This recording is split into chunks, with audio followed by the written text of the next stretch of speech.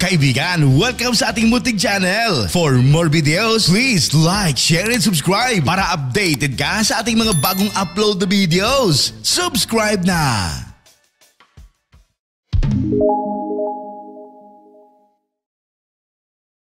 Nagsisimula ang pelikula sa isang labanan sa pagitan ng mga puwersang rebelde at mga tropa ng partido ng Shogun sa lugar ng Kyoto.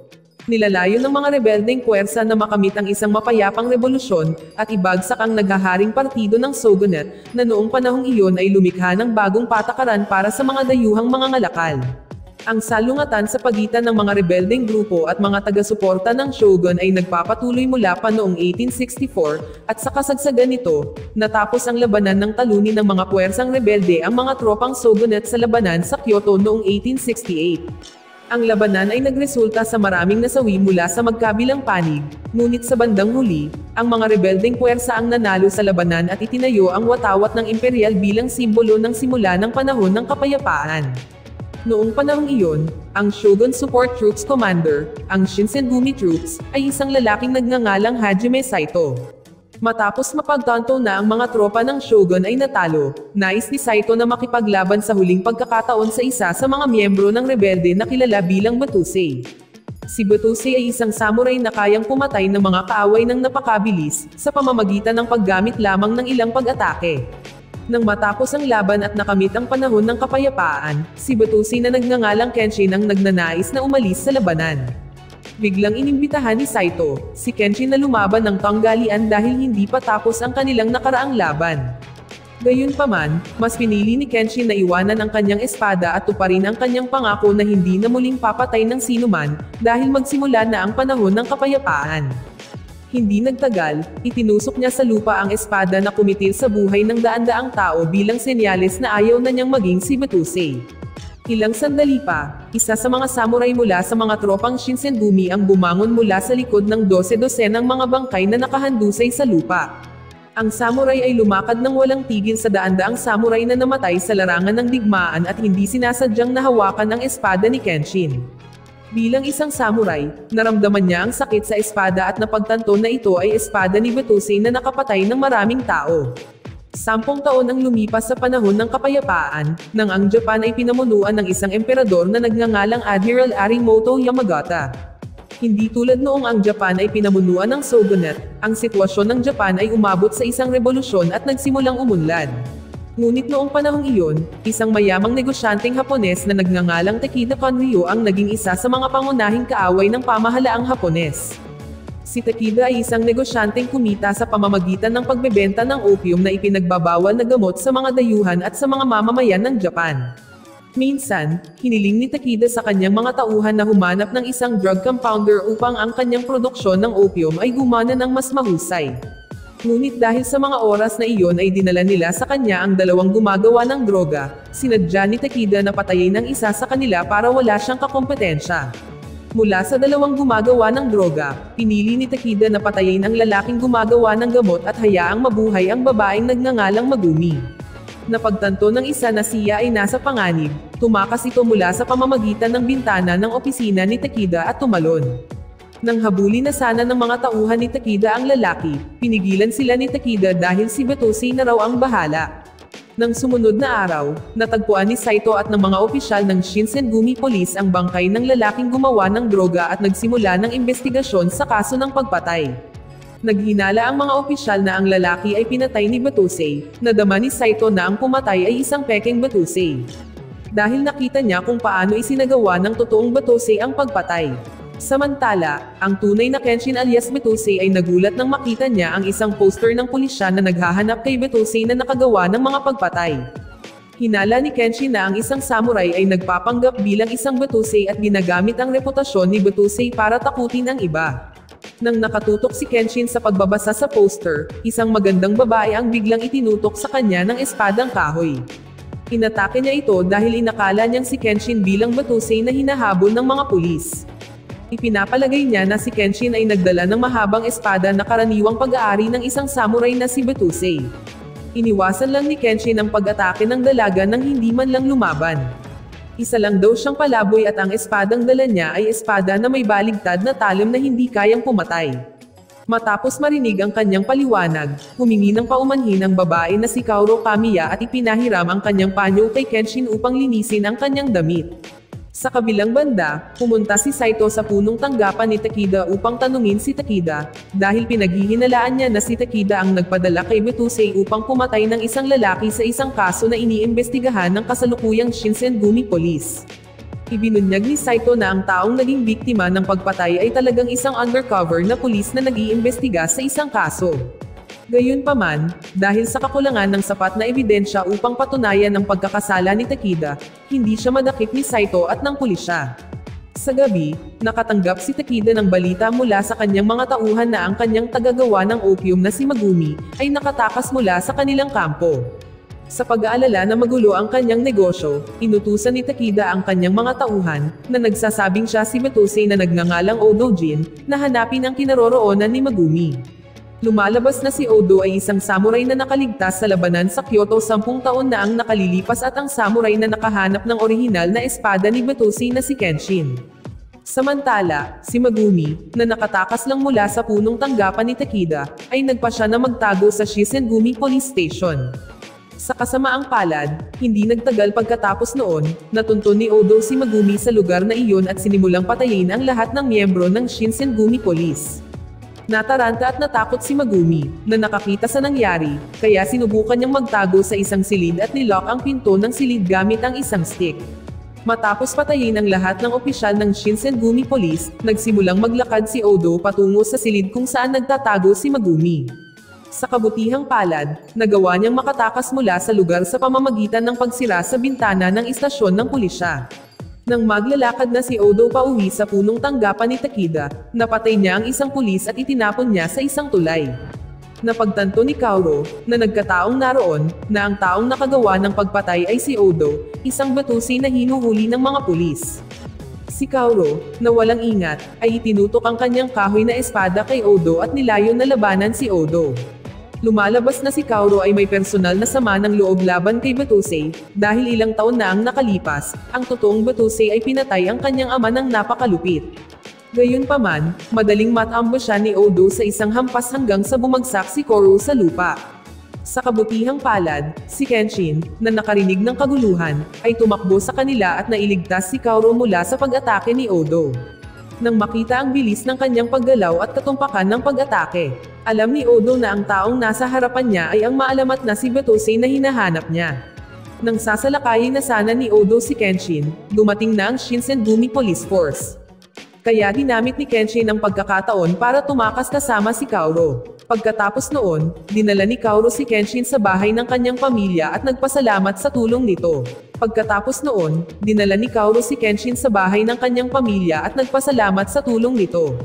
Pagkatapos ay sinabi niya sa kanya na ito ay isang paaralan na pinamamahalaan ng kanyang ama, ngunit pagkatapos patayin ni Betusei ang kanyang ama, ginawa ni Kaoru ang lugar bilang isang maliit na paaralan. Dati ang paaralan ay may ilang mga mag-aaral, ngunit dahil sa takot na dulot ni Betusei 6 na buwan na ang nakalipas, ang paaralan ay mayroon lamang isang lalaking estudyante na nagngangalang Yahiko. Kinabukasan, isang grupo ng mga tulisan ang dumating sa paaralan ni Kaoru at pinilit itong ibenta sa kanila. Malinaw na tumanggi si Kaoru na ibenta ito dahil pamana ng kanyang ama ang lugar, kaya pinaalis niya ang mga tulisan.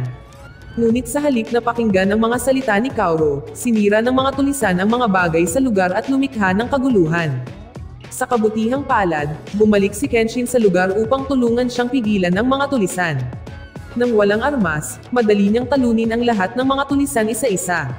Kahit na napilitan si Kenshin na humarap sa maraming tao ng sabay-sabay, gumamit lamang siya ng 2 kahoy na patpat para itaboy ang mga ito nang hindi pinapatay.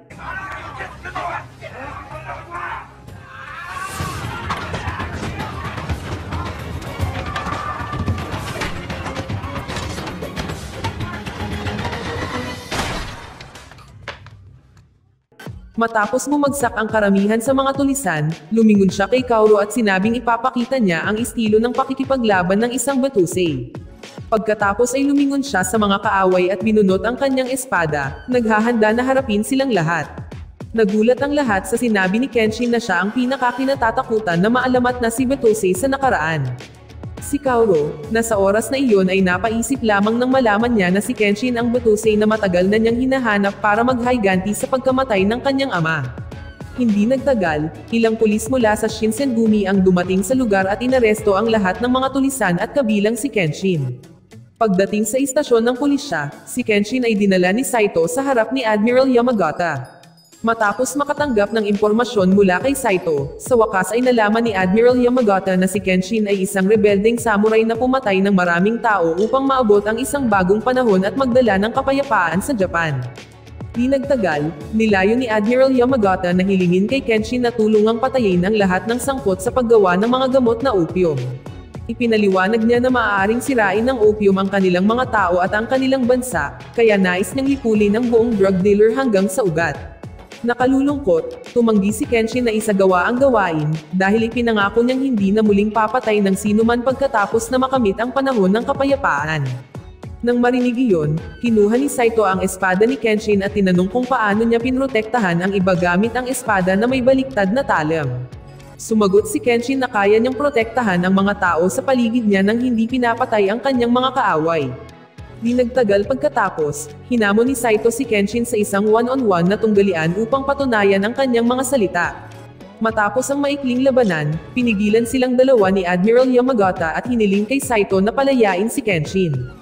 Dahil tinanggap na niya ang desisyon ni Kenshin na ayaw niyang pumatay ng iba. Sa kabilang banda, si Megumi, na ilang araw nang tumakbo para takasan ang mga tauhan ni Takeda, sa wakas ay nakatakas at aksidenteng nakilala si Yahiko. Habang umiiyak, hiniling niya sa kanya na iligtas siya. Kasabay nito, nalaman ni Kenshin, na kalalabas lang mula sa pagkakakulong na naghihintay si Kaoru sa kanya sa harap ng police headquarters. Alam niyang walang mauuwian si Kenshin, kaya niyaya niya itong bumalik sa kanyang bahay. Kahit na alam na ni Kaoru na si Kenshin ay si Batusei, na minsang pumatay sa kanyang ama, gusto niyang suklian ang lahat ng kabutihang ginawa nito. Napagtanto ni Kaoru na pinagsisisihan na ni Kenshin ang kanyang mga ginawa at ipinakita rin ang kanyang intensyon na magbago upang maging mas mabuting tao. Pagdating sa dojo, sinabi ni Kaoru kay Yahiko na si Kenshin ay maninirahan sa kanila mula sa araw na iyon. Pagkatapos, si Megumi, na tinulungan ni Yahiko, ay nagpakilala kay Kenshin at Kaoru. Sa gabi, inaanyayahan ni Kaoru sina Megumi at Kenshin na maghapunan habang nag-uusap. Hindi man magaling mag-express ng nararamdaman si Kenshin, masaya siyang naramdaman ang init at pagsasama na matagal na niyang hindi nararanasan. Hindi nagtagal, dumating si Takeda kasama ang kanyang mga tauhan upang makita si Kenshin. Pagkatapos nilang malaman na siya ay dating si Batusei. Pagkatapos ay hiniling niya kay Kenshin na magtrabaho bilang kanyang bodyguard habang nagbibigay ng pera. Gayunpaman, tinanggihan ni Kenshin ang alok dahil ayaw niyang masangkot sa isang miyembro ng mafia na tulad niya. Di nagtagal pagkatapos tanggihan ni Kenshin ang alok ni Takeda, dumating ang isang binata na nagngangalang si Gare Sanosuke na may dalang malaking espada upang ialok ang kanyang sarili bilang bodyguard ni Takeda. Si Sanosuke ay isang ex-convict na kalalabas lang sa bilangguan at nagnanais na magtrabaho kay Takeda para kumita ng malaking pera. Hinamon pa niya si Kenshin sa one-on-one duel para patunayan ang kakayahan niya kay Takeda. Nang marinig iyon, lumabas sina Kenshin at Sanosuke sa kainan para hindi sila magdulot ng kaguluhan. Sa tulay ng lungsod, sinimulan ni Sanosuke na ilabas ang kanyang unang pag-atake sa pamamagitan ng paghampas ng kanyang mahabang espada sa kanya. Hindi nagtangka si Kenshin na mag-counter-attack at umiwas lang sa pag-atake.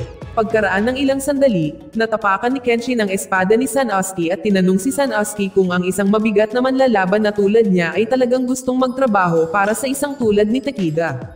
Ang tanong ay nagpatahimik kay Sanosuke bago niya tuluyang ihinto ang pakikipag-away nila ni Kenshin at nagpas siyang huwag ng magtrabaho para kay Takeda. Sa gabi, si Odo ay muling pinatay ang mga tulisan na sumalakay sa dojo ni Kaoru noong isang araw. Kinabukasan, sinimulang imbestigahan ni Saito at ng mga pulis na nakahanap sa mga bangkay ng mga tulisan. Noong araw na iyon, si Kenshin, na nagkataong nasa lugar na iyon, ay nakakita ng isang dalagang umiiyak sa pagkamatay ng kanyang pamilya sa massacre. Ang pangyayari ay nagpaalala sa kanya ng kanyang nakaraan, nang si Tomo ay nakaranas ng katulad ng babaeng iyon. Isang dosenang taon na ang nakalilipas, pinatay ni Kenshin ang isang grupo ng mga samurai na miyembro ng mga taga-suporta ng partido ng Shogun, at isa sa mga samurai na pinatay niya noong panahong iyon ay ang mapapangasawa ng kanyang asawa. Ang samurai ang unang taong samugat sa mukha ni Kenshin, at ang pangalawang taong samugat kay Kenshin ay ang asawa ni Kenshin. Sa tuwing naaalala niya ang mapait na pangyayaring iyon, palagi niyang kino-question kung nararapat bang gawin ang massacre na ginawa niya para maghanap ng kapayapaan sa lahat ng oras na ito. Itinulak din nito si Kenshin na lisanin ang kanyang madilim na nakaraang buhay at ihinto ang pagiging si Batusei. Sa kasalukuyan, si Kenshin ay nagsisimula ng mamuhay ng mas mapayapang normal na buhay kasama sina Kaoru, Megumi, at Yahiko. Desidido si Kenshin na laging protektahan sila at protektahan ang mga taong nakapaligid sa kanya para mabawi ang lahat ng pagkakamaling nagawa niya sa nakaraan. Isang araw, ang mga residente sa paligid ng dojo ni Kaoru ay pumunta sa kanyang lugar at humingi ng tulong upang pagalingin ang kanilang mga miyembro ng pamilya na may sakit. Hindi pa batid kung ano ang sanhi nito, ngunit ang ilan sa mga residente sa bayan ay nagsimulang magkasakit ng sabay-sabay. Hindi nagtagal, si Kenshin at ang iba ay sumugod sa kanilang tulong sa pamamagitan ng pagtulong na alisin ang lason sa kanilang mga katawan. Si Megumi, isang medikal na eksperto, ay nagbigay ng mga direksyon kina Kenshin at Kaoru upang magsagawa ng detoxification treatment para sa bawat pasyente doon. Si Sanosuke, na nasa dojo pa noon, ay tumulong din sa kanila sa lahat ng tulong na magagawa niya. Sa wakas ay gumaling ang mga residente at unti-unting gumaling mula sa sakit, salamat sa tulong ni Megumi. Dahil curious si Kenshin, sinubukan niyang tanungin si Megumi kung ano ba talaga ang nangyari sa mga taong bayan. Sinabi niya na nilason ni Takeda at ng kanyang mga tauhan ang mga pinagmumulan ng tubig ng mga residente sa bayan. Kaya naman maraming tao ang nakakaranas ng pagkalason. Pagkatapos uminom ng tubig mula sa mga pinagkukunan na kontaminado ng mga mapanganib na gamot. Pagkatapos ay sinabi ni Megumi na siya ay talagang nag-iisang anak ng isa sa mga iginagalang na pamilyang medikal sa lungsod. Ngunit matapos mamatay ang kanyang buong pamilya sa digmaan sa panahon ng revolusyonaryo, nagpasya si Megumi, na nag-iisa, na magtrabaho kay Takeda para mabuhay. Nagtatrabaho si Megumi bilang tagagawa ng opium at may bahay ni Takeda, habang si Takeda ay nagpapatakbo ng kanyang ilegal na negosyo. Pinahirapan ni Takeda ang maraming tao sa lahat ng opium na malaya niyang ipinakalat sa black market. Maraming tao ang nagkaroon ng pagkagumon sa opio ng labis na lahat sila ay namatay ng kakilakilabot dahil hindi sila makakuha ng tulong. Matapos marinig ang kwento ni Megumi, naalala ni Kenshin ang gawaing ibinigay sa kanya ni Admiral Yamagata at patuloy na iniisip ang paghihirap ng mga Hapones na dulot ng kasakiman ni Takeda. Matapos isaalang-alang ang maraming bagay, nagpasya si Kenshin na pumunta sa punong tanggapan ni Takeda at tulungan ng pulisya na mahuli si Takeda. Nang papaalis na si Kenshin sa dojo, nalaman ni Sanosuke na sasalakayin ni Kenshin si Takeda, kaya inalok niyang tulungan si Kenshin. Bago sila umalis, biglang tumakbo si Kaoru para tawagin si Kenshin at sinabing umalis na si Megumi sa dojo. Sa sulat na iniwan ni Megumi, balak niyang pumunta sa punong tanggapan ni Takeda ng mag-isa at direktang patayin si Takeda. Sa kabilang banda, dumating si Megumi sa punong tanggapan ni Takeda at tinanggap siya ni Takeda dahil naisip niyang gusto nitong magtrabaho muli para sa kanya. Ngunit nang lapitan siya, kumuha ng kutsilyo si Megumi at inatake siya. Sa kasamaang palad, nagawang pigilan siya ng mga tauhan ni Takeda.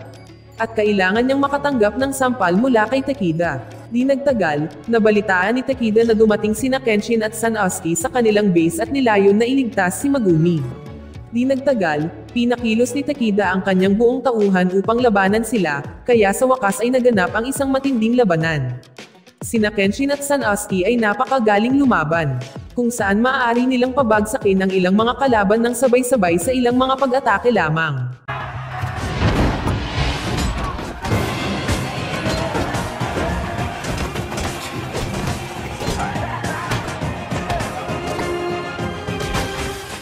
Pagdating sa punong tanggapan ni Takeda, sina Kenshin at Sanosuke ay humarap sa dalawang kalaban.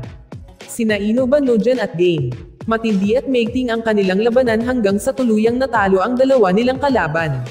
Pagkatapos, sumugod sina Kenshin at Sanosuke sa silid ni Takeda upang iligtas si Megumi, na kasalukuyang hostage ni Takeda. Sa kasamaang palad, pagdating sa harap ng opisina ni Takeda ay sinalubong sila ng tuloy-tuloy na bala mula sa machine gun na inihanda ni Takeda. Sa kabutihang palad, nagawa ni Yahiko na makipag-ugnayan sa Shinsengumi Police upang makatulong sina Saito at Kenshin na harapin si Takeda. Sa pamamagitan ng mga taktika at estratehiya sa pag-atake na idinirek ni Saito, sa wakas ay nakuha nila si Takeda at ang kanyang mga tauhan sa lugar na iyon. Habang si Saito ay sinisiguro si Takeda, sina Kenshin at Sanosuke ay sumugod sa silid kung saan nakakulong si Megumi upang palayain siya. Nang mabuksan ang kanyang bibig, sinabi ni Megumi kay Kenshin na pumunta si Odo sa lugar ni Kaoru at kinuha si Kaoru. Ang layunin pala ni Yudo sa pag-hostage kay Kaoru ay upang mapuko ang galit ni Kenshin upang mapilitan si Kenshin na maging batusay tulad ng dati. Nang hapong iyon, sumugod si Kenshin sa lokasyon kung saan nandoon si Kaoru ayon sa mga tagubaylang iniwan ni Odo. Pagdating ni Kenshin sa lugar na iyon, inatake siya ni Odo gamit ang espada na ginamit niya para pumatay ng maraming tao. Sa panahon ng laban, sinubukan ni Odo na pukawin si Kenshin upang bumalik siya sa pagiging isang tunay na batusay tulad ng dati. Gumamit pa si Odo ng isang ipinagbabawal na hakbang upang maparalisa ang mga baga ni Kaoru, na pinilit si Kenshin na makipaglaban ng seryoso. Sinabi sa kanya ni Odo na upang mailigtas si Kaoru, kailangan niyang patayin si Odo, ibig sabihin ay dapat niyang sirain ang pangakong ginawa niya kay Tomo 10 taon na ang nakararaan. Sa kasamaang palad, si Kenshin ay walang pagpipilian kundi ang sumire sa kanyang pangako at simulan ang pakikipaglaban kay Odo ng buong lakas. Pagkatapos ng matinding laban, si Odo ay nagsimulang ma-corner at malubhang nasugatan, kaya ginamit ni Kenshin ang pagkakataon na talunin siya. Ngunit nang ipihit ni Kenshin ang kanyang tagiliran ng espada at handa ng putulin ang katawan ni Odo, sumigaw si Kaoru at hiniling na huwag patayin si Odo. Natakot siya na si Kenshin ay maging batusay tulad ng dati, kaya't nakiusap siya sa kanya na huwag patayin si Odo. Nang marinig iyon, sa wakas ay nagpasya si Kenshin na itigil ang kanyang balak na patayin si Odo at naparalisa lamang ang kanang braso ni Odo. Ngunit sa hindi inaasahang pagkakataon, mas pinili ni Odo na wakasan ang sarili niyang buhay gamit ang kanyang espada upang ang kanyang ipinagbabawal na pagkilos laban kay Kaoru ay agad na mawala. Pagkatapos, binuhat ni Kenshin si Kaoru, na nawalan ng malay, at umalis sa lugar. Makalipas ang ilang araw, sa wakas ay nagkamalay si Kaoru at nalaman na wala si Kenshin sa tabi niya. Natatakot siyang iwan siya ni Kenshin, at bumalik sa madilim na buhay tulad ng dati. Gayunpaman, nang malaman ni Kaoru na lumabas lamang si Kenshin para bumili sa palengke, nakaramdam siya ng labis na pasasalamat at kasiyahan. Mula noon, mas mapayapa ang buhay nila sa dojo kasama sina Megumi, Sanosuke, at Yahiko. Dito nagtatapos ang unang yugto. Salamat sa panonood.